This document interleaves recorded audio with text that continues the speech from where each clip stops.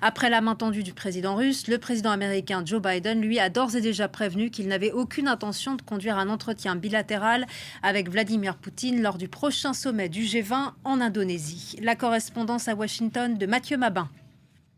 Pour Joe Biden, les choses sont parfaitement claires, même s'il aurait été techniquement possible que les numéros 1 russes et américains se rencontrent au cours du prochain G20 qui se déroulera à Bali en Indonésie en novembre. Le président est tout à fait catégorique, il en est tout simplement hors de question. Et au moment où nous parlons, deux facteurs permettent à Joe Biden d'afficher cette posture de fermeté, mais avant de les développer, on peut dire que les observateurs du conflit en Ukraine pourraient raisonnablement être surpris.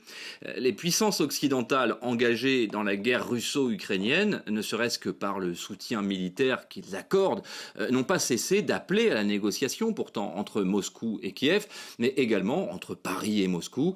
Et il y a encore quelques mois, Joe Biden aurait volontiers servi d'intermédiaire de la paix. Seulement voilà, au cours des derniers mois, justement, l'armée ukrainienne a fait la démonstration de sa force. Les armes américaines et occidentales ont fait la démonstration de leur efficacité également.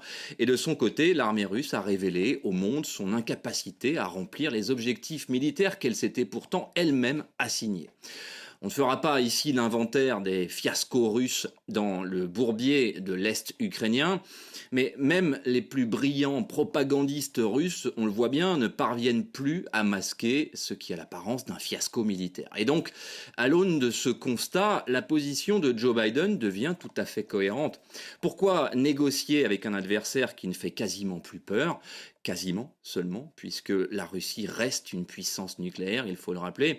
Et ici, à Washington, les avis sur l'hypothèse d'une utilisation de ces armes par Moscou suscitent d'ailleurs des réactions contrastées. En réalité, Joe Biden et le département d'État restent ouverts au dialogue, mais à la stricte condition que l'armée russe entame au moins, non pas les déroutes sporadiques provoquées par l'armée ukrainienne en ce moment, mais un retrait consenti en bon ordre qui serait l'introduction à un retrait total, tout simplement.